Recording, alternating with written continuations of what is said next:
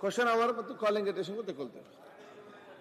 ಮಾನ್ಯ ಸಭಾಧ್ಯಕ್ಷರೇ, ಕುಂತಿ ಮಕ್ಕಳಿಗೆ ಕೊನೆಗೂ ರಾಜ್ಯ ಸಿಕ್ತ ಅನ್ನೋಂಗ ಕೊನೆಗೂ ಉತ್ತರ ಕರ್ನಾಟಕದ ಬಗ್ಗೆ ಮಾತನಾಡುವಂತ ಅವಕಾಶ ಮಾಡಿಕೊಟ್ರಿ.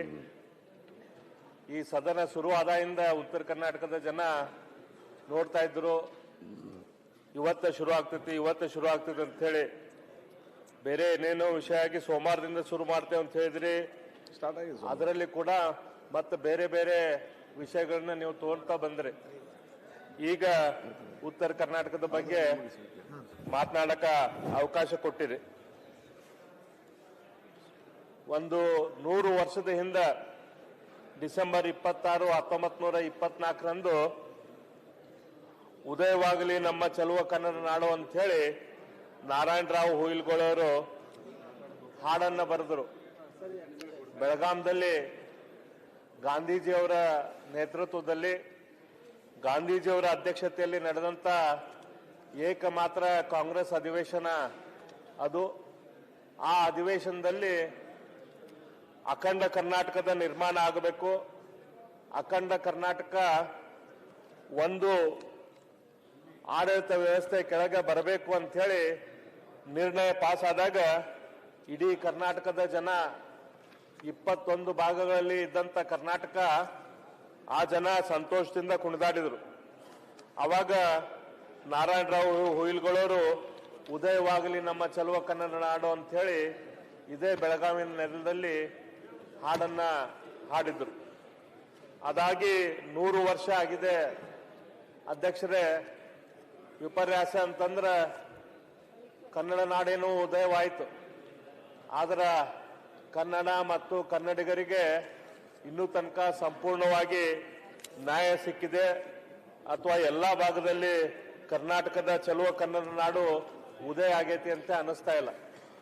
ಅದೇ ಕಾರಣಕ್ಕಾಗಿ ಇವತ್ತು 100 ವರ್ಷದ ನಂತರ ನಾವು ಬೆಳಗಾಂದಲ್ಲಿ ಉತ್ತರ ಕರ್ನಾಟಕದ ಬಗ್ಗೆ ವಿಶೇಷ ಅಧಿವೇಶನ ಮಾಡುವಂತ ಅಥವಾ ಈ ಅಧಿವೇಶನದಲ್ಲಿ ವಿಶೇಷವಾಗಿ ಇದರ ಬಗ್ಗೆ ಮಾತಾಡುವಂತ ಪರಿಸ್ಥಿತಿ ಬಂದಿದೆ.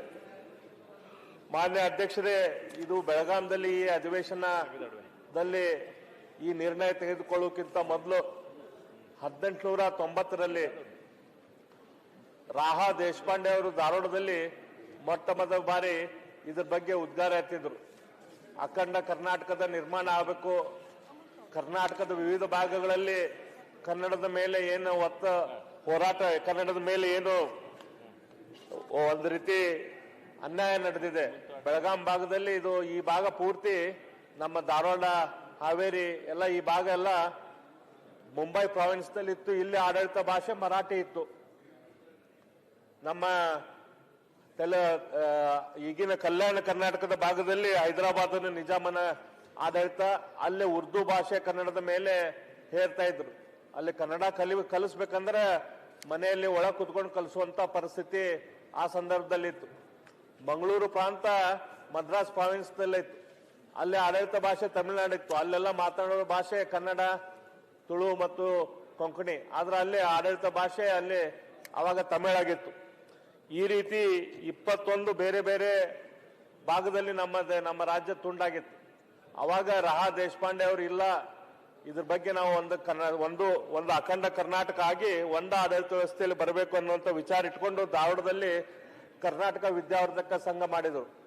ಅಲ್ಲಿ ತನಕ ಕರ್ನಾಟಕ ಅನ್ನುವಂಥ ಹೆಸರು ಕೂಡ ಬಹಳಷ್ಟು ಜನ ಕರ್ನಾಟಕದಲ್ಲಿ ಅದನ್ನು ಉಪಯೋಗಿಸ್ತಾ ಇದ್ದಿದ್ದಿಲ್ಲ. ಅವಾಗ ಅದಾದ ನಂತರ ಬೇರೆ ಬೇರೆ ವಿಚಾರಗೋಷ್ಠಿಗಳು, ಇದ್ರ ಬಗ್ಗೆ ಚಿಂತನೆಗಳು ಇಡೀ ರಾಜ್ಯದಲ್ಲಿ ಶುರುವಾಯಿತು. ಧಾರವಾಡ ಅದಕ್ಕೊಂದು ಎಪಿಸೆಂಟರ್ ಆಗಿ, ಧಾರವಾಡದ ಒಂದು ಸೆಂಟರ್ ಆಗಿ ಅಲ್ಲಿ ಕಾರ್ಯ ಶುರುವಾದವು. 1920ರಲ್ಲಿ ಮಾನ್ಯ ಅಧ್ಯಕ್ಷರೇ, ಕರ್ನಾಟಕ ಸ್ಟೇಟ್ ಪೊಲಿಟಿಕಲ್ ಕಾನ್ಫರೆನ್ಸ್ ಅಂತೇಳಿ ಧಾರವಾಡದಲ್ಲಿ ಆಯ್ತು. ಅದರಲ್ಲಿ ಒಂದು ನಿರ್ಣಯ ತೆಗೆದುಕೊಂಡ್ರು, ಇಲ್ಲ ಇನ್ನೊಂದು ಸ್ವಲ್ಪ ದಿನದಲ್ಲಿ ನಾಗ್ಪುರದಲ್ಲಿ ಕಾಂಗ್ರೆಸ್ಸಿನ ಕಾನ್ಫರೆನ್ಸ್ ಆಗುತ್ತೆ, ಆ ಕಾಂಗ್ರೆಸ್ಸಿನ ಕಾನ್ಫರೆನ್ಸ್ ನಲ್ಲಿ ನಾವು ಹೋಗಿ ಇದರ ಒತ್ತಾಯ ಮಾಡೋಣ, ಅಖಂಡ ಕರ್ನಾಟಕದ ನಿರ್ಮಾಣ ಆಗಲಿ, ಅಖಂಡ ಕರ್ನಾಟಕದ ಒಂದು ಆಡಳಿತ ವ್ಯವಸ್ಥೆ ಆಗಲಿ ಅಂತ ಹೇಳಿ. ನಾಗ್ಪುರ್ ಕಾನ್ಫರೆನ್ಸಿಗೆ ಮಾನ್ಯ ಅಧ್ಯಕ್ಷರು 800 ಜನ ಧಾರವಾಡ ಮತ್ತು ಸುತ್ತಮುತ್ತಲಿನ ಜನ ನಾಗ್ಪುರ್ ಕಾನ್ಫರೆನ್ಸಿಗೆ ಹೋದ್ರು. ಆ ನಾಗ್ಪುರ್ ಕಾನ್ಫರೆನ್ಸ್ ನಲ್ಲಿ ಮಾಡಿದ ಒತ್ತಾಯದ ಕಾರಣಕ್ಕಾಗಿ ಆಗಿನ ಕಾನ್ಫರೆನ್ಸ್ ನಲ್ಲಿ ಒಂದು ನಿರ್ಣಯ ಆಯ್ತು. ಏನಾಯ್ತು ಅಂತಂದ್ರ ಕರ್ನಾಟಕ ಪ್ರದೇಶ ಕಾಂಗ್ರೆಸ್ ಕಮಿಟಿ ಮಾಡಬೇಕು ಅಂತ ನಿರ್ಣಯ ಆಗಿದ್ದು ನಾಗ್ಪುರ್ ಕಾನ್ಫರೆನ್ಸ್ ನಲ್ಲಿ. ಅದಕ್ಕೆ ಮೂಲ ಕಾರಣ ಧಾರವಾಡದ ಕರ್ನಾಟಕ ವಿದ್ಯಾರ್ಥಿ ಸಂಘ ಆ ಸಂದರ್ಭದಲ್ಲಿ 800 ಜನ ಹೋಗಿದ್ದು. ಹಂಗಾಗಿ ಸ್ವಾತಂತ್ರ್ಯ ಪೂರ್ವದ ಕಾಂಗ್ರೆಸ್ ಏನಿತ್ತು, ಈಗಿನ ಇಂದಿರಾ ಕಾಂಗ್ರೆಸ್ ಅಲ್ಲ, ಅವಾಗಿನ ಸ್ವಾತಂತ್ರ್ಯ ಹೋರಾಟದ ಕಾಂಗ್ರೆಸ್ ಏನಿತ್ತು, ಅವರು ನಿರ್ಣಯ ತೆಗೆದುಕೊಂಡ್ರು ಕರ್ನಾಟಕ ಪ್ರದೇಶ ಕಾಂಗ್ರೆಸ್ ಕಮಿಟಿ ಆಗ್ಬೇಕಂತ ಹೇಳಿ. ಅದಾದ ನಂತರ 1924ರಲ್ಲಿ ಇಲ್ಲಿ ನಮ್ಮ ಬೆಳಗಾಂದಲ್ಲಿ ಏನು ಅಧಿವೇಶನ ಆಯ್ತು, ಗಾಂಧೀಜಿಯವರು ಮೊಟ್ಟ ಮೊದಲ ಬಾರಿ ಏಕೈಕ ಬಾರಿ ಕಾಂಗ್ರೆಸ್ಸಿನ ಅಧ್ಯಕ್ಷರಾದಂತ ವರ್ಷ ಅದು. ಅವರು 1924ರಿಂದ 25 ತನಕ ಅವರು ಅಧ್ಯಕ್ಷತೆ ವಹಿಸಿದ್ರು. ಆ ಸಂದರ್ಭದಲ್ಲಿ ಇಲ್ಲಿ ಒಂದು ಕರ್ನಾಟಕ ಯೂನಿಫಿಕೇಶನ್ ಕಾನ್ಫರೆನ್ಸ್ ಅಂತ ಆಯ್ತು. ಕಾಂಗ್ರೆಸ್ಸಿನ ಅಧಿವೇಶನ ಎಲ್ಲಿ ನಡೀತಿತ್ತು ಅದೇ ಮಂಟಪದಲ್ಲೇ ಕರ್ನಾಟಕ ಯೂನಿಫಿಕೇಶನ್ ಕಾನ್ಫರೆನ್ಸ್ ಆಯ್ತು. ಆ ಯೂನಿಫಿಕೇಶನ್ ಕಾನ್ಫರೆನ್ಸ್ನ ಅಧ್ಯಕ್ಷತೆ ಸರ್ ಸಿದ್ದಪ್ಪ ಕಂಬಳಿ ಅವರು ವಹಿಸಿದ್ರು. ಸರ್ ಸಿದ್ದಪ್ಪ ಕಂಬಳಿ ಅವರ ನೇತೃತ್ವದ ಇದರಲ್ಲಿ ಅಖಂಡ ಕರ್ನಾಟಕದ ನಿರ್ಮಾಣ ಆಗ್ಬೇಕನ್ನುವಂತ ರೆಸೊಲ್ಯೂಷನ್ ಆಯ್ತು. ಅದಕ್ಕೆ ಕಾಂಗ್ರೆಸ್ಸಿನ ನ್ಯಾಷನಲ್ ಕಮಿಟಿ, ಮಹಾತ್ಮ ಗಾಂಧಿ ಅವರ ಅಧ್ಯಕ್ಷತೆ ಇದ್ದಂತ ಕಮಿಟಿ ಅದಕ್ಕೆ ಒಪ್ಪಿಗೆ ಸೂಚಿಸಿತು. ಅವಾಗನ ಬೆಳಗಾಂದಿಂದ ಹಿಡ್ಕೊಂಡು ಚಾಮರಾಜನಗರ ತನಕ, ಬೀದರ್ದಿಂದ ಕೋಲಾರ ತನಕ ಈ ಎಲ್ಲ ಭಾಗ ಅಖಂಡ ಕರ್ನಾಟಕದ ಒಂದು ಭಾಗ ಆಗಬೇಕಂತ ಹೇಳಿ ನಿರ್ಣಯ ಆಯ್ತು. ಅದಾದ್ಮೇಲೆ ನಮ್ಮ ಸ್ವಾತಂತ್ರ್ಯ ಬಂತು 1947ರಲ್ಲಿ. ಬೇರೆ ಬೇರೆ ರಾಜ್ಯಗಳ ಉದಯಗಳಾದವು, ಬೇರೆ ಬೇರೆ ಸಾಮಂತ ರಾಜ್ಯರೆಲ್ಲ ನಮ್ಮ ಭಾರತದ ದೇಶದ ಅಂಗವಾದವು.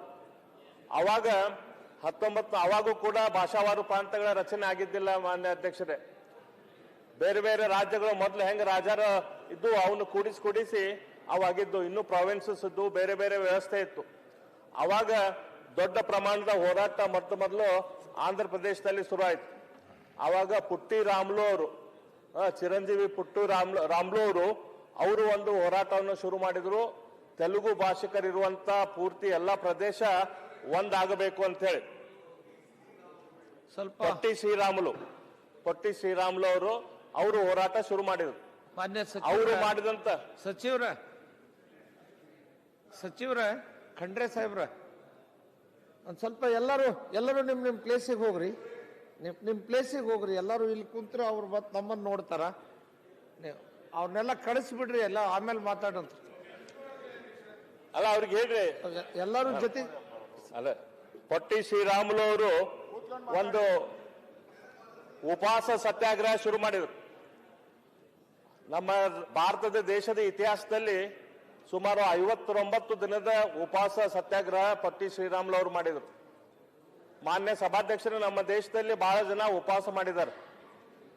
ಆ ಉಪವಾಸ ಮಾಡಿ ಜೀವ ಕಳ್ಕೊಂಡವರು ಕೇವಲ ಇಬ್ಬರು ನಮ್ಮ ದೇಶದಲ್ಲಿ ಸ್ವಾತಂತ್ರ್ಯ ಸಂಗ್ರಾಮದ ತನಕ. ಒಬ್ರು ಜತಿನ್ ದಾಸ್ ಅವರು ಪೂರ್ತಿ ಉಪವಾಸ ಮಾಡಿ ತಮ್ಮ ಜೀವನ ಕಳ್ಕೊಂಡಿದ್ರು.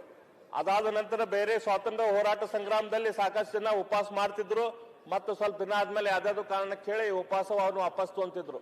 ಆದ್ರೆ ಪೊಟ್ಟಿ ಶ್ರೀರಾಮುಲು ಅವರು ಕೊಟ್ಟಂತ ಉಪವಾಸ, ಅವ್ರು ಎಷ್ಟು ಅವ್ರದ್ದು ಕಮಿಟ್ಮೆಂಟ್ ಇತ್ತಂದ್ರೆ 59 ದಿನ ಸತತ ಉಪವಾಸ ಮಾಡಿದ್ರು. ಅವರು ತಮ್ಮ ಜೀವವನ್ನು ತ್ಯಾಗ ಮಾಡಿದ್ರು. ಇಡೀ ಆಂಧ್ರ ಪ್ರದೇಶದಲ್ಲಿ ಹಾಹಾಕಾರ ಶುರು ಆಯ್ತು. ಅವಾಗ ನೆಹರು ಅವರಿಗೆ ಅನಿವಾರ್ಯವಾಗಿ ಅವರು ಒಂದು ಕಮಿಟಿ ಮಾಡಿದ್ರು.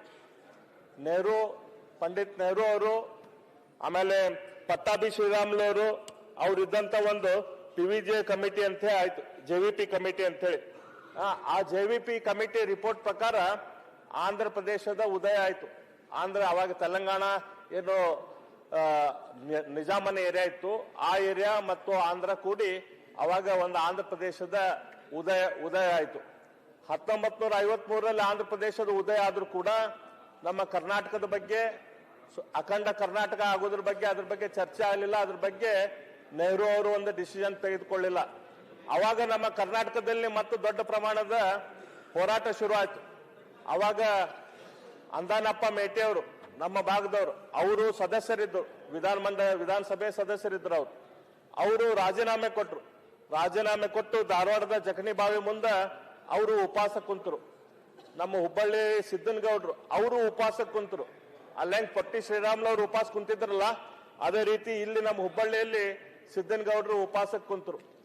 ಆವಾಗ ಹುರ್ಕಡ್ಲಿ ಗುದ್ಲೆಪ್ನವರು ಮತ್ತು ಬೇರೆ ಬೇರೆ ಸಾಕಷ್ಟು ನಾಯಕರು ಆ ಸಂದರ್ಭದಲ್ಲಿ ಬಹಳ ಅಂದ್ರೆ ಬಹಳ ಇದಕ್ಕೆ ಪ್ರಯತ್ನ ಮಾಡಿದ್ರು. ರಹಾ ದೇಶಪಾಂಡೆ ಅವರಾಗಲಿ, ಸಿದ್ದಪ್ಪ ಕಂಬಳಿ ಅವರು, ರಂಗರಾವ್ ದಿವಾಕರ್ ಅವರು, ಕೌಜಲ್ಗಿ ಶ್ರೀನಿವಾಸರಾವ್ ಮಂಗಳವಾಡೆ ಅವರು, ಅಂದಾನಪ್ಪ ದೊಡ್ಡಮೇಟಿ ಅವರು, ಕೆಂಗಲ್ ಹನುಮಂತಪ್ಪನವರು, ಗೋರೂರು ರಾಮಸ್ವಾಮಿ ಅಯ್ಯಂಗಾರ್ ಅವರು, ನಿಜಲಿಂಗಪ್ಪ ಅವರು, ಟಿ ಮರಿಯಪ್ಪ ಅವರು, ಎಚ್ ಸಿ ದಾಸಪ್ಪ ಅವರು, ಅನಕ್ರ ಅವರು, ಈ ರೀತಿ ಕರ್ನಾಟಕದ ಎಲ್ಲಾ ಮಹನೀಯರು ಆ ಸಂದರ್ಭದಲ್ಲಿ ಕೇಂದ್ರ ಸರ್ಕಾರದ ಮೇಲೆ ಬಹಳ ಒತ್ತಾಯ ಮಾಡುವಂತ ಪ್ರಯತ್ನ ಮಾಡಿದ್ರು. ಅದಾದ ಮೇಲೆ ಲೋಕಲ್ ಬಾಡಿ ಎಲೆಕ್ಷನ್ ಆಯ್ತು ಕರ್ನಾಟಕದಲ್ಲಿ. ಆವಾಗ ಎಲೆಕ್ಷನ್ದಲ್ಲಿ ಇಷ್ಟು ಪರಿಣಾಮ ಆಯ್ತು ಅಂತಂದ್ರೆ ಕಾಂಗ್ರೆಸ್ ಪೂರ್ತಿ ಧೂಳಿಪಟ ಆಗೋದು. ಆ ಕಾಂಗ್ರೆಸ್ ಧೂಳಿಪಟ ಆಗಿದ್ದು ನೋಡಿ ಹೆದರಿ ಅವಾಗ ಇಲ್ಲ ಭಾಷಾವಾರು ಪ್ರಾಂತಗಳ ರಚನೆ ಆಗ್ಬೇಕಂತ ತಿಳ್ಕೊಂಡು ಅವಾಗ ಅಖಂಡ ಕರ್ನಾಟಕದ ರಚನೆಗೆ ಒಂದು ರೂಪ ಬಂತು. 1956ರಲ್ಲಿ ಮೈಸೂರು ರಾಜ್ಯದ ಪ್ರಾಂತ ರಚನೆ ಆಯ್ತು. ಅದಕ್ಕೂ ಕೂಡ ಅವಾಗ ಕರ್ನಾಟಕ ಅಂತೇಳಿ ಹೆಸರಿದ್ದಿದ್ದಲ್ಲ, ಮೈಸೂರು ಪ್ರಾಂತ ಅಂತಿತ್ತು. ಅದಾದ ಮೇಲೆ 1973ರಲ್ಲಿ ನಮ್ಮ ಈ ಅಖಂಡ ಕರ್ನಾಟಕದ ಹೆಸರನ್ನ ಈ ಕರ್ನಾಟಕ ಮೈಸೂರು ರಾಜ್ಯಕ್ಕೆ ಕರ್ನಾಟಕ ಅಂತೇಳಿ ಹೆಸರು ಬಂತು 1973ರಲ್ಲಿ. ಈ ಎಲ್ಲ ವಿಷಯ ಯಾಕೆ ನಾನು ಹೇಳತ್ತೀನಂದ್ರೆ ಅಧ್ಯಕ್ಷರೇ, ಬಹಳ ಒಂದು ರೀತಿಯ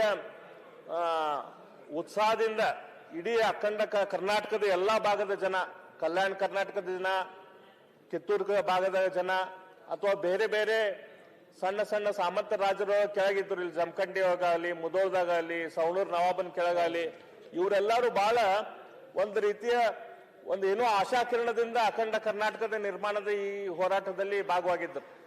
ಅವ್ರಿಗೆಲ್ಲ ಆಸೆ ಇತ್ತು, ನಾವೆಲ್ಲ ಅಖಂಡ ಕರ್ನಾಟಕದ ಭಾಗ ಆಗಿ ಮೈಸೂರು ಭಾಗ ಯಾವ ರೀತಿ ಬೆಳೆದಿದೆ, ಮೈಸೂರು ಮಹಾರಾಜರ ಕೆಳಗೆ ಹೆಂಗ ಮೈಸೂರು ಬೆಳೆದೈತಿ ಅದೇ ರೀತಿ ನಮ್ಮ ಅಖಂಡ ಕರ್ನಾಟಕ ಕೂಡ ಬೆಳಿತೈತಿ ಅನ್ನುವಂತ ನಂಬಿಕೆ ಇತ್ತು. ಆದ್ರೆ ಇವತ್ತು 75 ವರ್ಷದ ನಂತರ ನಮ್ಮ ಪರಿಸ್ಥಿತಿ ಏನೈತಿ ಅಧ್ಯಕ್ಷರ? ಇವತ್ತು ನಾವು ತಗೊಂಡಿವಂತಂದ್ರೆ ಈ ಉತ್ತರ ಕರ್ನಾಟಕದ ಭಾಗ ನಮ್ಗೆಲ್ಲರಿಗೂ ಗೊತ್ತೈತಿ. ನಂಜುಂಡಪ್ಪ ಅವರ ವರದಿ, ನಂಜುಂಡಪ್ಪ ಅವ್ರ ವರದಿಯಲ್ಲಿ ಅವರು 35 ಬೇರೆ ಬೇರೆ ವಿಷಯಗಳನ್ನ ಕನ್ಸಿಡರ್ ಮಾಡಿದ್ದಾರೆ.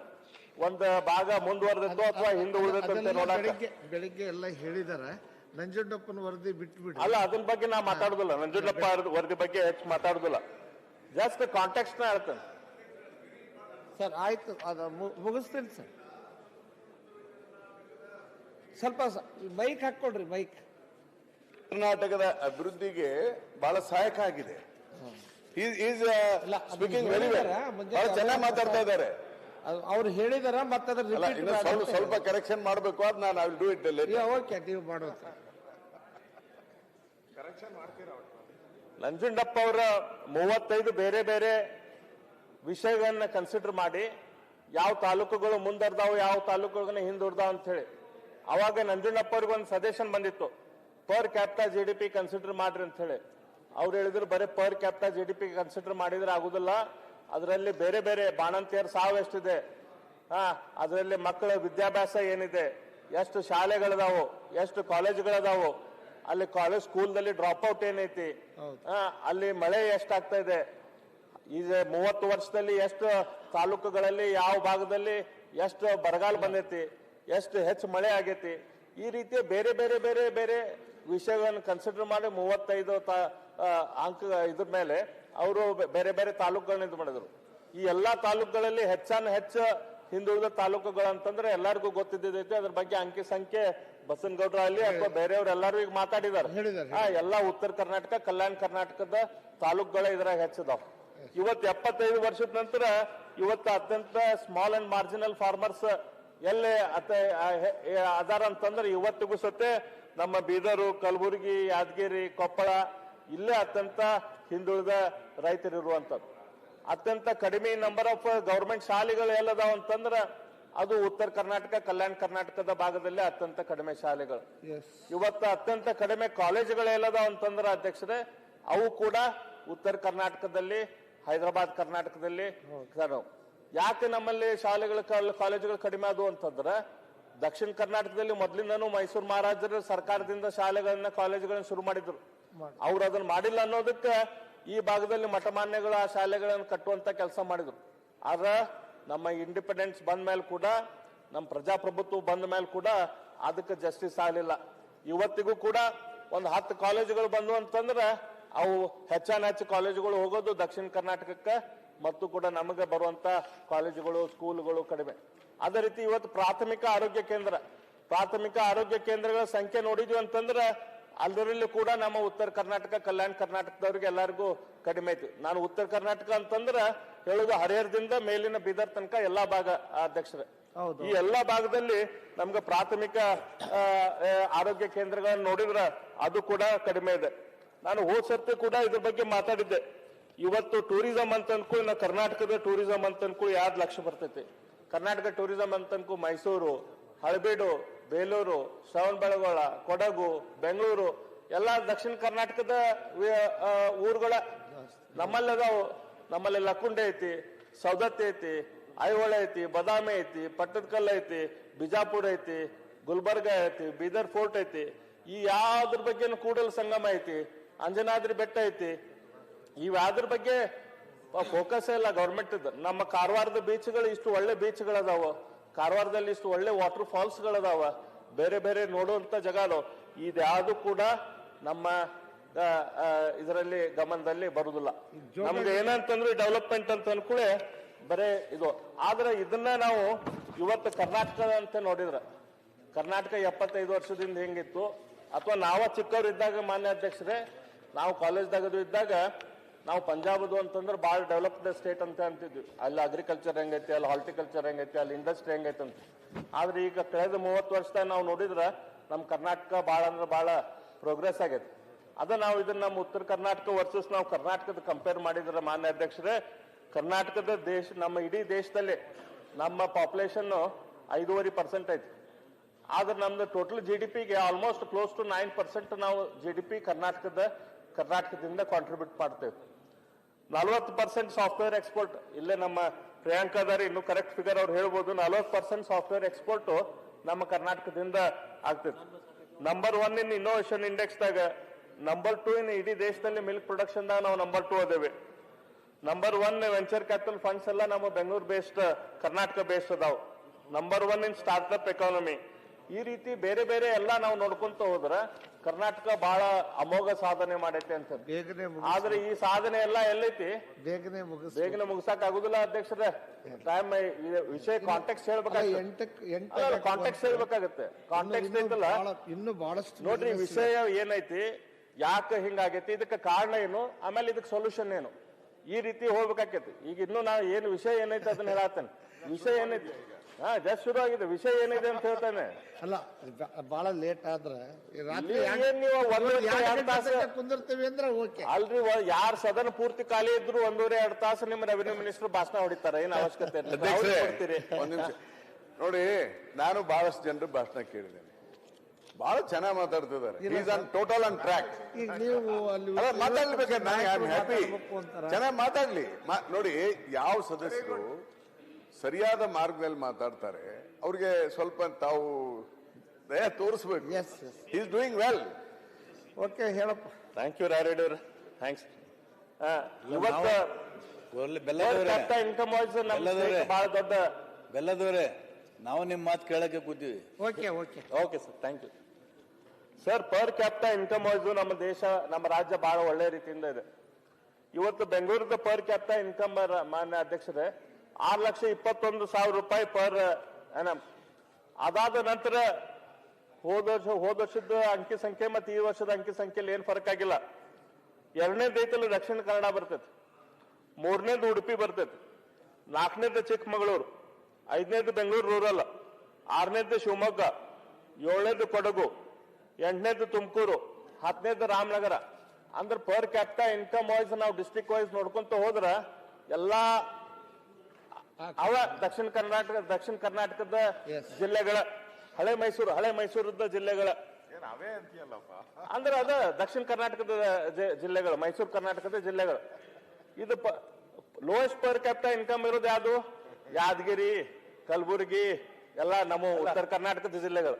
ಸಭಾಧ್ಯಕ್ಷರೇ, ಬಂದೇ ಬಿಟ್ರೆ ಬಂಡವಾಳ ಶಾಹಿಗಳು ದುಡ್ಡು ಮಾಡ್ಕೊಂಡ್ರೆ ಯಾರೋ ಇನ್ಫೋಸಿಸ್ ಅವ್ರ ದುಡ್ಡು ಹೋದ್ರೆ ಇನ್ ನಮ್ ಜನಕ್ಕೆ ಸಿಗ್ತದ, ಅಥವಾ ವಿಪ್ರೋದವ್ರ ದುಡ್ಡು ಹೋದ್ರೆ ನಮಗ್ ಸಿಗತ್ತಾ ಅಂತ ಈಗ ನಮ್ಮ ಅರವಿಂದ್ ಬೆಲ್ಲಾದವ್ರು ಹಂಗೆ ಬಂಡವಾಳ ಶಾಹಿಗಳು ಇರ್ತದೆ, ಅವ್ರ ದುಡ್ಡು ಹೋದ್ರೆ ಜನಕ್ಕೆ ಸಿಗತ್ತೆ ಇಲ್ಲ.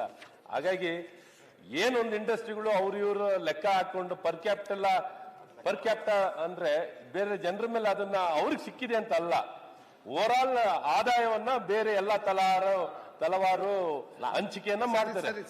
ಸೊ ಹಾಗಾಗಿ ಇವ್ರ ರೀತಿ ನೀವು ಇಂಡೆಕ್ಸ್ ತಗೊಬಿಡಿ. ನಾನು ನೀರೆಲ್ಲ ಈಗ ನಾನು ನಮ್ಮ ಕ್ಷೇತ್ರಕ್ಕೂ ನಮ್ಮ ಊರು ನಾವು ಲೆಕ್ಕ ಹಾಕೊಂಡ್ರೆ ಒಂದು ಮಾಗಡಿ ಅಂತ ಒಂದು ವಿಧಾನಸಭಾ ಕ್ಷೇತ್ರ ನಮ್ಮ ಪೂರ್ವಿಕರು, ಅಲ್ಲಿ 1% ಇರಿಗೇಷನ್ ಎಷ್ಟು 1%.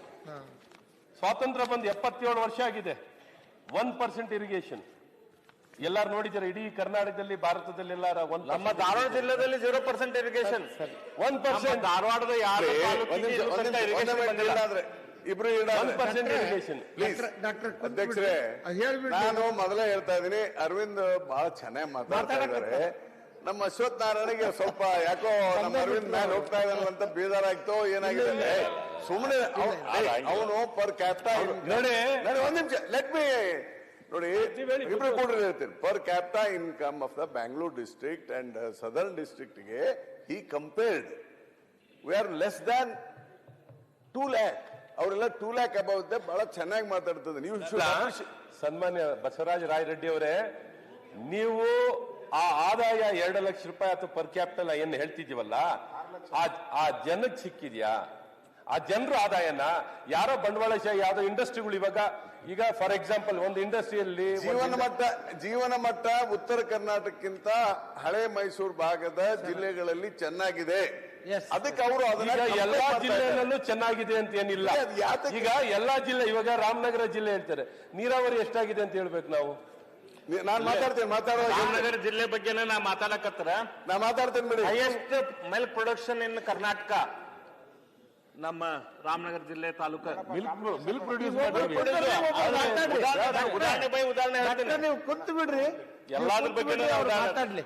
ನಾವು ಈಗ ಹೇಳಿದ್ರಲ್ಲ, ತಾಲೂಕು ಬೈ ಡಿಸ್ಟಿಕ್ ಹೋದ್ರು ಕೂಡ ಸ್ವಲ್ಪ ಜಲ್ದಿ ತಗೊಳ್ರಿ. ಇದು ಯಾಕೆ ಕಾರಣ ಇದ್ಯಾಕೆ ಆಗೈತಿ ಅಂತಂದ್ರ ಮಾನ್ಯ ಅಧ್ಯಕ್ಷರೇ, ಯಾಕೆ ಪರ್ ಕ್ಯಾಪಿಟಲ್ ಇನ್ಕಮ್ ಹೆಚ್ಚೈತಿ, ಅಥವಾ ಯಾಕಲ್ಲೇ ಮೈಸೂರು ಭಾಗದ ಬೆಂಗಳೂರು ಇಂಗ್ಳೂರು ಸುತ್ತಲದ ಇದು ಅಂತಂದ್ರ, ಇವತ್ತು ನಾವು ಐ ಟಿ ಇಂಡಸ್ಟ್ರಿ ಎಲ್ಲೈತಿ? ಎಲ್ಲ ಬೆಂಗಳೂರಾಗ ಐತಿ. Okay, automobile ಕಂಪ್ನಿಗಳೆಲ್ಲದಾವು. ಟೊಯೋಟಾ ಇರ್ಲಿ, ಇವತ್ತು TVS ಇರ್ಲಿ, ಹೊಂಡಾ ಇರ್ಲಿ, ವೋಲ್ವೋ ಇರ್ಲಿ, ಅಥವಾ ಬೇರೆ ಬೇರೆ ಆಟೋಮೊಬೈಲ್ ಕಂಪ್ನಿಗಳೆಲ್ಲದಾವ. ಎಲ್ಲ ಹೆಚ್ಚು ಕಡಿಮೆ ನಮ್ಮ ಧಾರವಾಡದಾಗ ಒಂದು ಟಾಟಾ ಅಂತ ಐತಿ, ಅದನ್ನೊಂದು ಬಿಟ್ರೆ ಉಳಿದ ಎಲ್ಲಾ ಕಂಪ್ನಿಗಳು ಅಲ್ಲೇ ಬೆಂಗಳೂರು ಸುತ್ತಮುತ್ತಲ ಅದಾವ. ಪಬ್ಲಿಕ್ ಸೆಕ್ಟರ್ ಯೂನಿಟ್ಗಳು ಎಲ್ಲದಾವು. ಇವತ್ತು BHEL ಇರ್ಲಿ, HAL ಇರ್ಲಿ, HMT ಇರ್ಲಿ, ಅಥವಾ ಇಸ್ರೋ ಇರ್ಲಿ, ಎಲ್ಲಾ ಪಬ್ಲಿಕ್ ಸೆಕ್ಟರ್ ಅಲ್ಲೇ ಬೆಂಗಳೂರು ಸುತ್ತಮುತ್ತಲ. ಅದಾದ್ಮೇಲೆ ಇವತ್ತು ಬಯೋಟೆಕ್ನಾಲಜಿ ಕಂಪ್ನಿಗಳು ಎಲ್ಲದಾವು. ಟೆಕ್ನಾಲಜಿ ಕಂಪ್ನಿಗಳು ಎಲ್ಲ ಬೆಂಗಳೂರಾಗ. ನಮ್ಮ ದೊಡ್ಡ ದೊಡ್ಡ ಇನ್ಸ್ಟಿಟ್ಯೂಷನ್ಸ್ ಎಲ್ಲ ಅದಾವು. ಇವತ್ತು ಜಯದೇವ ಇನ್ಸ್ಟಿಟ್ಯೂಟ್ ದೊಡ್ಡದು ಇರೋದು ಬೆಂಗಳೂರಾಗ. ಇವತ್ತು ಇನ್ಸ್ಟಿಟ್ಯೂಟ್ ಆಫ್ ನೆಫ್ರಾಲಜಿ ಇರೋದು ಬೆಂಗಳೂರಾಗ, ಇನ್ಸ್ಟಿಟ್ಯೂಟ್ ಆಫ್ ಗ್ಯಾಸ್ಟ್ರೋಎಂಟ್ರಾಲಜಿ ಇರೋದು ಬೆಂಗಳೂರಾಗ, ಕಿದ್ವಾಯಿ ಇರೋದು ಬೆಂಗಳೂರಾಗ, ಎಲ್ಲಾ ದೊಡ್ಡ ದೊಡ್ಡ ಇನ್ಸ್ಟಿಟ್ಯೂಟ್ಗಳು ಇರೋದು ಬೆಂಗಳೂರಾಗ. ಈ ರೀತಿ ಬೆಂಗಳೂರು ಫೋಕಸ್ಡ್ ಡೆವಲಪ್ಮೆಂಟ್ ಹಾಕೊಂತ ಹೋಗೈತಿ. ಹಾಗಾಗಿ ಇವತ್ತು ನಮ್ಮ ರಾಜ್ಯದಲ್ಲಿ ಸುಮಾರು ಒಂದು 5.85 lakhs medium and small and medium enterprise 5,85,000. ಅದರಲ್ಲಿ 15% ಅಷ್ಟೇ ಉತ್ತರ ಕರ್ನಾಟಕದಾಗ ಅದಾವ. 1 minute, I'll just add some point ಗೆನೆ. ಈಗ ತಾವೇನ್ ಹೇಳಿದ್ರಿ, ಡೆವಲಪ್ಮೆಂಟ್ ಆಗ್ಬೇಕು ಬೆಂಗಳೂರು ಹೊರಗಂದ್ರೆ ಡೆವಲಪ್ಮೆಂಟ್ ಸಮಗ್ರವಾಗಿ ಆಗ್ಬೇಕು. ಇವತ್ತು ಯಾಕೆ ಬೆಂಗಳೂರನ್ನ ಪ್ರಿಫರ್ ಮಾಡ್ತಾರಂದ್ರೆ, ಬೆಂಗಳೂರಲ್ಲಿ ಕೆಲಸಕ್ಕೆ ಗಂಡ ಹೋದ್ರೆ ಹೆಂಡತಿಗೂ ಉದ್ಯೋಗ ಸಿಗುತ್ತೆ, ಮಕ್ಕಳಿಗೆ ವಿದ್ಯಾಭ್ಯಾಸಕ್ಕೆ ಅವಕಾಶ ಆಗುತ್ತೆ, ತಂದೆ ತಾಯಿಗೆ ಆರೋಗ್ಯ ಚಿಕಿತ್ಸೆಗೂ ಅವಕಾಶ ಇದೆ.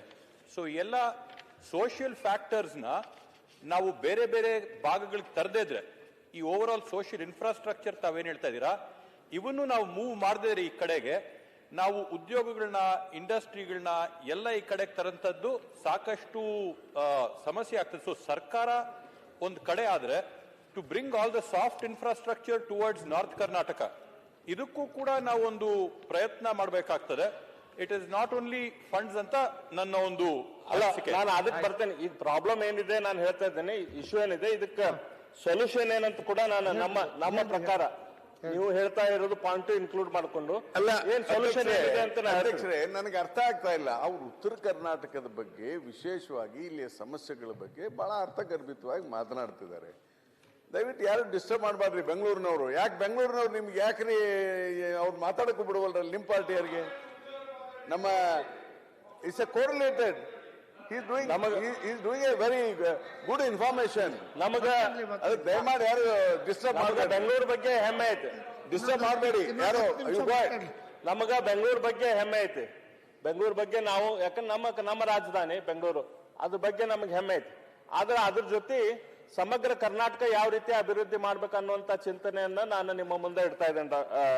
ಅದಕ್ಕಿಂತ ಮೊದ್ಲು ಯಾಕೆ ಹಿಂಗ ಆಗ್ತಿದೆ ಅಂತ ಹೇಳ್ತೀನಿ. ಇವತ್ತೇನು ನಾನು ಇಂಡಸ್ಟ್ರಿಗಳ ಬಗ್ಗೆ ಮಾತಾಡ್ತಾ ಇದ್ದೆ. ಈ ಇಂಡಸ್ಟ್ರಿಗಳದ್ದು ಒಂದ್ ಕಡೆ ಆದ್ರೆ, ಮಾನ್ಯ ಅಧ್ಯಕ್ಷರೇ, ನಮ್ಮ ರಾಜ್ಯದಲ್ಲಿ ಅತ್ಯಂತ ಹೆಚ್ಚು ಗವರ್ಮೆಂಟ್ ಅಪಾಯಿಂಟ್ಗಳು 1980ರ ದಶಕದಲ್ಲಿ ಅದು ಬಹಳಷ್ಟು ದೊಡ್ಡ ಪ್ರಮಾಣದ ಗವರ್ಮೆಂಟ್ ಅಪಾಯಿಂಟ್ಮೆಂಟ್ ಅದು. ಆ ಅಪಾಯಿಂಟ್ಮೆಂಟ್ ದಲ್ಲಿ ಮ್ಯಾಕ್ಸಿಮಮ್ ಅಪಾಯಿಂಟ್ಮೆಂಟ್ ಆಗಿದ್ದು ಎಲ್ಲ ದಕ್ಷಿಣ ಕರ್ನಾಟಕದಲ್ಲಿ. ಇವತ್ತು ನಾವು ಗೆಜೆಟೆಡ್ ಆಫೀಸರ್ಸ್ ಸಂಖ್ಯೆ ತೆಗೆದುಕೊಂಡ್ರೆ ಮಾನ್ಯ ಅಧ್ಯಕ್ಷರೇ, ಕೇವಲ 12% ಅಷ್ಟೇ ಗೆಜೆಟೆಡ್ ಆಫೀಸರ್ಸ್ ಉತ್ತರ ಕರ್ನಾಟಕದವ್ರದಾರ. ನಾವು ಉತ್ತರ ಕರ್ನಾಟಕ ಅಂದ್ರೆ ನಾ ಹೇಳಿದ್ನಲ್ಲ, ಹರಿಹರದಿಂದ ಮೇಲೆ ಬೀದರ್ ತನಕ ಕೇವಲ 12% ಅಷ್ಟೇ ಗೆಜೆಟೆಡ್ ಆಫೀಸರ್ಸ್ ಉತ್ತರ ಕರ್ನಾಟಕದವ್ರು. ನಾನ್ ಗೆಜೆಟೆಡ್ ಆಫೀಸರ್ ಸಂಖ್ಯೆ ತಗೊಂಡಿ ಅಂದ್ರೆ 8% ಅಷ್ಟೇ ಉತ್ತರ ಕರ್ನಾಟಕದವ್ರದಾರ. ಅಂದ್ರೆ ಅದು ಅಪಾಯಿಂಟ್ಮೆಂಟ್ ಆಗೋ ಟೈಮ್ದಲ್ಲಿ ನಮ್ಮವರಲ್ಲೇ ಕಾಳಜಿ ತಗೊಳ್ಳಿಲ್ಲದಕ್ಕೆ, ನಮ್ಮ ಲೀಡರ್ಸು ಅಥವಾ ನಮ್ಮ ಭಾಗದವ್ರು ಅದ್ರ ಬಗ್ಗೆ ಅವೇರ್ ಇಲ್ಲದಕ್ಕೆ ನ್ಯಾಚುರಲಿ ಅಲ್ಲಿ ಭಾಗದ ಜನ ಅಲ್ಲಿ ಅಪಾಯಿಂಟ್ಮೆಂಟ್ ಆಗುತ್ತೆ. ಈಗ ಉದಾಹರಣೆ ಹೇಳ್ತೇನೆ ಮಾನ್ಯ ಅಧ್ಯಕ್ಷರು, ಇವತ್ತಿನ ಪರಿಸ್ಥಿತಿ ಐತಂದ್ರೆ, ಈಗ KPSC ಇಂದ ಸುಮಾರು 386 ಪೋಸ್ಟ್ ಕರೆದಿದ್ದಾರೆ. 386 ಪೋಸ್ಟ್. ಇಲ್ಲೇ ಅಜಯ್ ಇದ್ರಲ್ಲ, ಅವ್ರು ಹೋಗಿದ್ದಾರೆ ಅನಿಸುತ್ತೆ ನಮ್ಮ ಕಲ್ಯಾಣ ಕರ್ನಾಟಕ ಅಭಿವೃದ್ಧಿ ಪ್ರಾಧಿಕಾರದ್ದು. ಅದರಲ್ಲಿ 138 ನನಗನ್ಸಿದ ಮಟ್ಟಿಗೆ ಗೆಜೆಟೆಡ್ ಆಫೀಸರ್ ಪೋಸ್ಟ್ಗಳನ್ನು ಕರೆದಿದ್ದಾರೆ. ಅದರಲ್ಲಿ ರಿಸರ್ವೇಶನ್ ಇರ್ಬೇಕಲ್ಲ ಕಲ್ಯಾಣ ಕರ್ನಾಟಕಕ್ಕೆ. ಗೆಜೆಟೆಡ್ ಆಫೀಸರ್ ಪೋಸ್ಟ್ ದಲ್ಲಿ ಕೂಡ ಕಲ್ಯಾಣ ಕರ್ನಾಟಕದಲ್ಲಿ 10% ರಿಸರ್ವೇಶನ್ ಇರಬೇಕು. ಅದರಲ್ಲಿ ಯಾವ ರೀತಿಯ ಪೋಸ್ಟ್ಗಳನ್ನು ರಿಸರ್ವೇಶನ್ ಮಾಡಿದ್ದಾರೆ ಮಾನ್ಯ ಅಧ್ಯಕ್ಷರೇ? Jail superintendent, jail warden. Priyanka Kharge ಅವ್ರ, ನೀವಿಬ್ರು ಇದ್ರ ಬಗ್ಗೆ ಲಕ್ಷ ಕೊಡ್ಬೇಕು. ಇವತ್ತು KPSC ಇದು ಕರೆದಿದ್ದಾರೆ ಪೋಸ್ಟ್, 386 ಪೋಸ್ಟ್ ಇದಾವೆ. ಅದರಲ್ಲಿ 138 ನನಗನ್ಸಿದ ಮಟ್ಟಿಗೆ ಗೆಜೆಟೆಡ್ ಪೋಸ್ಟ್ಗಳನ್ನು ಕರೆದಿದ್ದಾರೆ. ಅದರಲ್ಲಿ ಕಲ್ಯಾಣ ಕರ್ನಾಟಕಕ್ಕೆ ತೆಗೆದಿಡಬೇಕಲ್ಲ ಪೋಸ್ಟ್.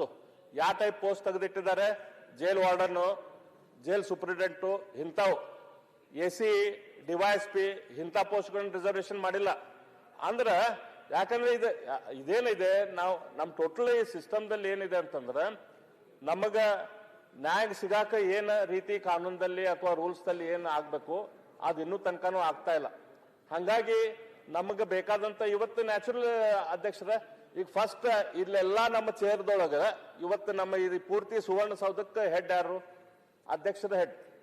ಇಡೀ ಸುವರ್ಣಸೌಧದಾಗ ಎಲ್ಲಕ್ಕಿಂತ ಚಂದ ಇರೋ ಚೇರ್ ಯಾರ್ದು? ಅಧ್ಯಕ್ಷರ ಚೇರ್. ಎಲ್ಲಕ್ಕಿಂತ ಹೆಚ್ಚು ಸುಂದರವಾಗಿರೋ ಜಾಗ ಯಾವುದು? ಅಧ್ಯಕ್ಷರು. ಯಾವಾಗ ಇದ್ರು ಹೆಂಗಿರ್ತೈತೆ ಅಂತಂದ್ರೆ, ಯಾರು ಪವರ್ದಾಗ ಇರ್ತಾರ, ಯಾರು ಡಿಸಿಷನ್ ಮೇಕರ್ ಇರ್ತಾರ, ಅವರು ನ್ಯಾಚುರಲಿ ತಮ್ಮ ಸುತ್ತಮುತ್ತಲದ ಬಗ್ಗೆ ಕಾಳಜಿ ತಗೊಂತಾರೆ.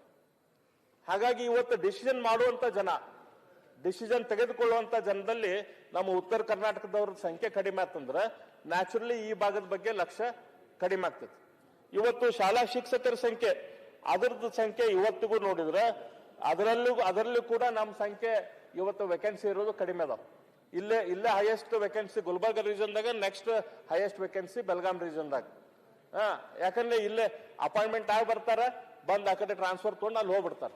ಇಲ್ಲೆಲ್ಲ ನಮ್ಮ ಹುಡುಗರಿಗೆ ಕಲ್ಸಾಕ ಯಾರು ಇರುದಿಲ್ಲ. ಅದ್ರ ಅಂಕಿ ಸಂಖ್ಯೆ ಬೇಕಂದ್ರೆ ನಾ ಕೊಡ್ತೀನಿ. ಅದ್ರ ಅಂಕಿ ಸಂಖ್ಯೆ ಬೇರೆಯವ್ರು ಸಾಕಷ್ಟು ಮಾತಾಡ್ಯಾರ.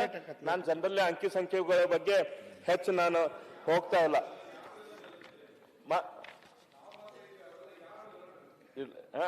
ಸೊ ಈ ರೀತಿ ಮಾನ್ಯ ಅಧ್ಯಕ್ಷರೇ, ನಮ್ಮ ಉತ್ತರ ಕರ್ನಾಟಕಕ್ಕೆ ಇದು ತೊಂದರೆ ಆಗ್ತಾ ಇದೆ. ಇದನ್ನ ನಾವು ಕರೆಕ್ಷನ್ ಮಾಡ್ಬೇಕಂತಂದ್ರೆ ಯಾಕೆ? ಇನ್ನೊಂದು ಉದಾಹರಣೆ ಹೇಳ್ತಾರೆ. ಇವತ್ತು ನಮ್ಮ ಬೆಂಗಳೂರು ಯಾವ ರೀತಿ ಬೆಳೆದೈತಿ? ಬೆಂಗಳೂರು ಐತಲ್ಲ, ಎಲೆಕ್ಟ್ರಾನಿಕ್ ಸಿಟಿ ಬೆಂಗಳೂರಲ್ಲಿ. ಯಾ ಕಡೆ ಬಂತು ಅದು ಬೆಂಗಳೂರು ಸಲಹೆ ಅಲ್ಲ ಒಂದ್ ನಿಮಿಷ ಈ ಕಡೆ ಉತ್ತರ ಕರ್ನಾಟಕ ಬೆಳಿಲಿಕ್ಕೆ ಏನೇನ್ ಮಾಡ್ಬೇಕು? ಅದ ಹೇಳ್ತೀನಿ. ಯಾಕೆ ಉತ್ತರ ಕರ್ನಾಟಕ ಹೆಂಗ್ ಬೆಳೆಸ್ಬೇಕು ಈಗಾದ್ರೂ ಕೂಡ ಯಾಕೆ ಬೆಳೆದಿಲ್ಲ, ಯಾಕೆ ಹೆಂಗ್ ಬೆಳೆಸ್ಬೋದು ಅಂತ. ಇವತ್ತು ಎಲೆಕ್ಟ್ರಾನಿಕ್ ಸಿಟಿ ಎಲ್ಲಿ ಬಂತು? ಅದು ನಮ್ಮ ತಮಿಳುನಾಡು ಬಾರ್ಡರಿಗೆ ಬಂತು. ಅದಾದ್ಮೇಲೆ ITPL ಬಂತು. ನಾನು ITPL ನಾನು ಪ್ರಿಯಾಂಕಾ ಅವ್ರ ಕಡೆನೂ ಇವತ್ತು ಮಧ್ಯಾಹ್ನ ಮಾತಾಡ್ತಾ ಇದ್ದೆ. ITPL ಇನಾಗ್ರೇಷನ್ ಆಯ್ತಲ್ಲ, ಅವಾಗ ನಾನು ಅಲ್ಲಿ ಹೋಗಿದ್ದೆ ನೋಡಾಕ. ನಾನು ಜಸ್ಟ್ ಕಾಲೇಜಿಂದ ಹೊರ ಬಂದಿದ್ದೆ. ITPL ಬಿಲ್ಡಿಂಗ್ ಆಗಿದೆ ಅಂತಂದ್ಮೇಲೆ ನಾನು ನೋಡಕ್ ಹೋಗಿದ್ದೆ. ವೈಟ್ ಫೀಲ್ಡ್ ಅಲ್ಲಿ ಅಲ್ಲಿ ತನಕ ಒಂದು ಡಬಲ್ ರೋಡ್ ಹೊಸ ರಸ್ತೆ ಆಗಿತ್ತು. ಪೂರ್ತಿ ಸುತ್ತಮುತ್ತಲ ಏನೂ ಇಲ್ಲ. ಒಂದು ಸುಂದರವಾದ ಬಹಳ ದೊಡ್ಡ ಬಿಲ್ಡಿಂಗ್ ಸಿಂಗ್ಪುರ್ ಗವರ್ಮೆಂಟ್ ಹೆಲ್ಪ್ ದಿಂದ ಒಂದು ದೊಡ್ಡ ಬಿಲ್ಡಿಂಗ್ ಆಗಿತ್ತು. ಆದ್ರೆ ಆ ಬಿಲ್ಡಿಂಗ್ ಇವತ್ತು ಆಗಿದ್ದಕ್ಕೆ ಆ ಕಡೆಯಿಂದ ಹಿಡ್ಕೊಂಡು ಇವತ್ತು ನಮ್ಮ ಕನಕ್ಪುರ್ ತನಕ ಎಲ್ಲ ದಕ್ಷಿಣ ಪೂರ್ವ ಮತ್ತು ದಕ್ಷಿಣ ವೈಟ್ ಫೀಲ್ಡ್ ಇಂದ ಹಿಡ್ಕೊಂಡು ಸರ್ಜಾಪುರ, ಅಲ್ಲಿಂದ ಬನ್ನೇರುಘಟ್ಟ, ಆಲ್ಮೋಸ್ಟ್ ಕನಕ್ಪುರ್ ತನಕ ಎಲ್ಲಾ ಕಡೆ ಇವತ್ತು IT ಇಂಡಸ್ಟ್ರಿ ಬೆಳೀತು. ಆ ಕಡೆ ಊರು ಬೆಳೀತು. ಅದಾದ್ಮೇಲೆ ಏರ್ಪೋರ್ಟ್ ಕಡೆ ಬಂತು.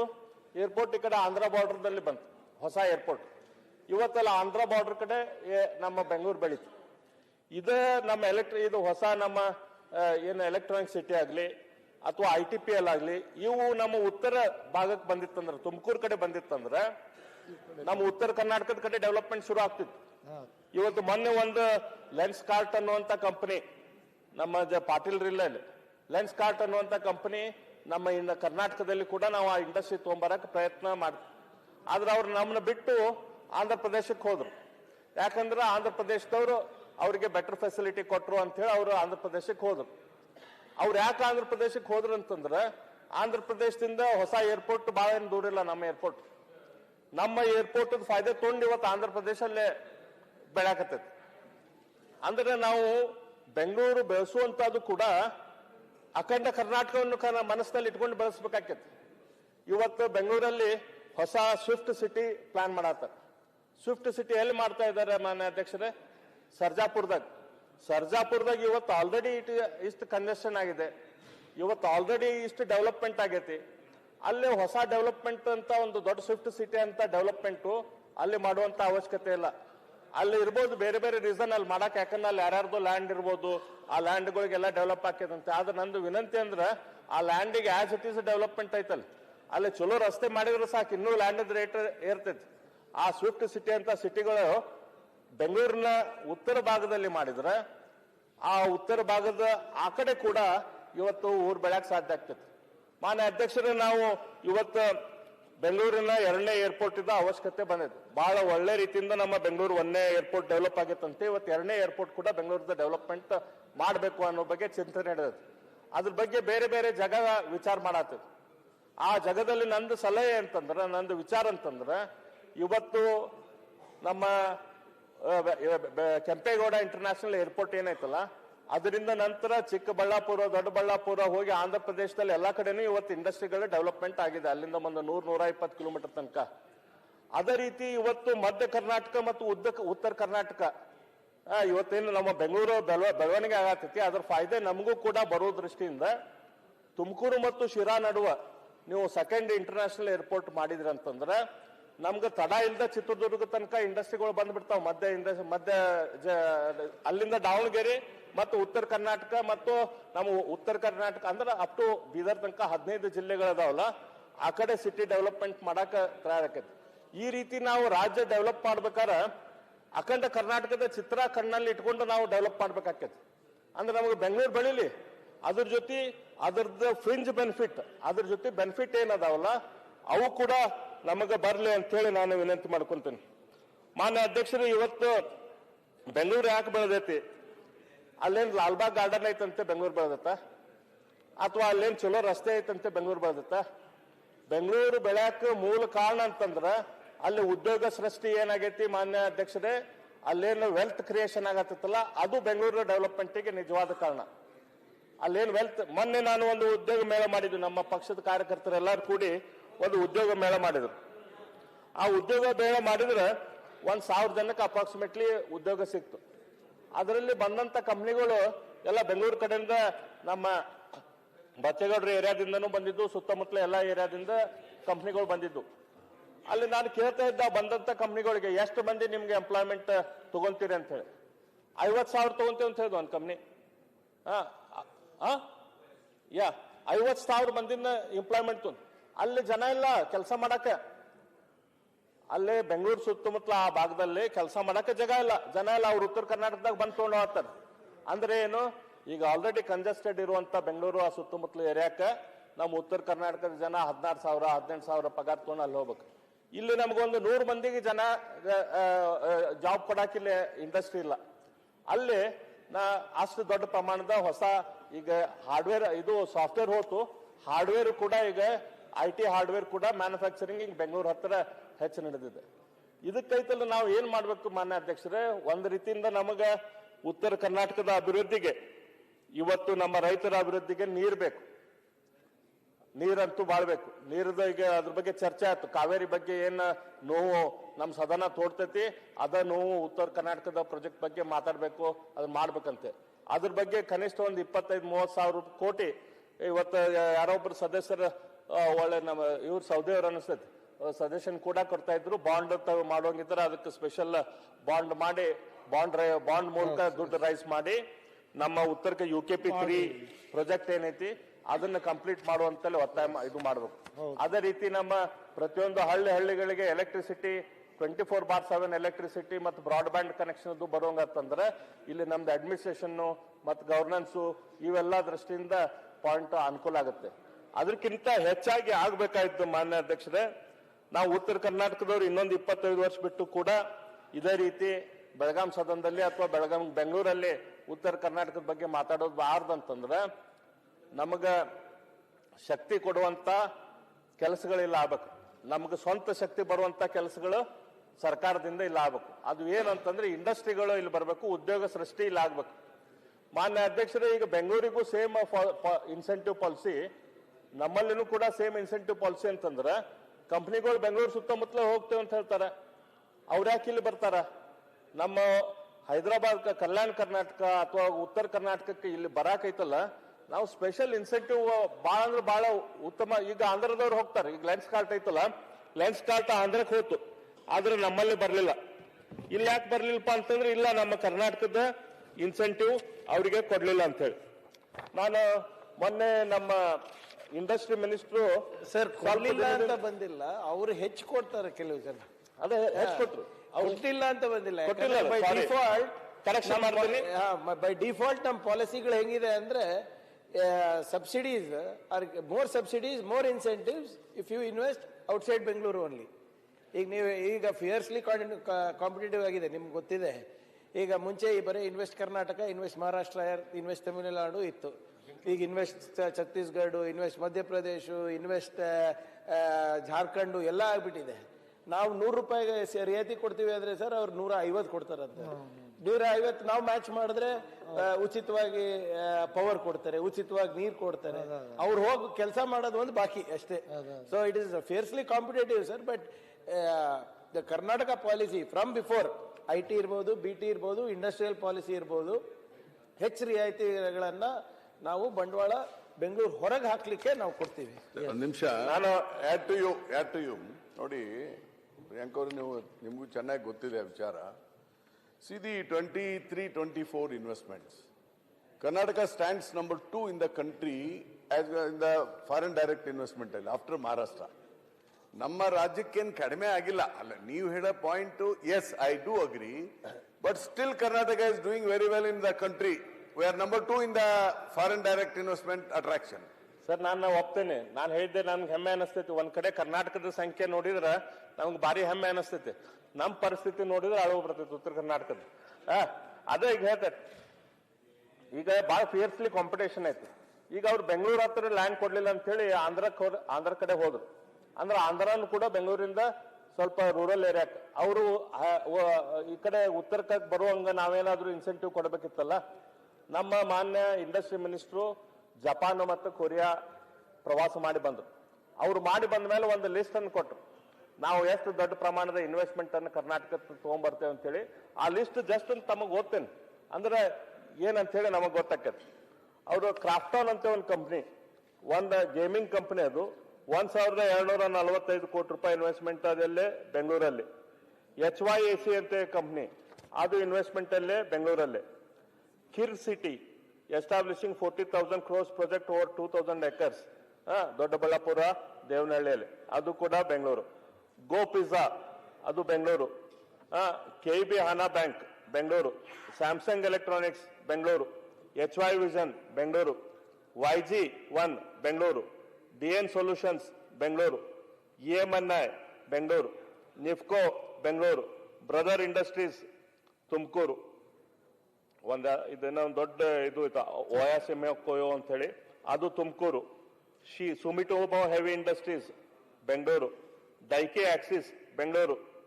LNG Mangaluru. Renesas Electronics Bengaluru. Nissan Motors expansion ಮಾಡೋದು ಬೆಂಗಳೂರು. ಎಲ್ಲ ಬೆಂಗಳೂರು.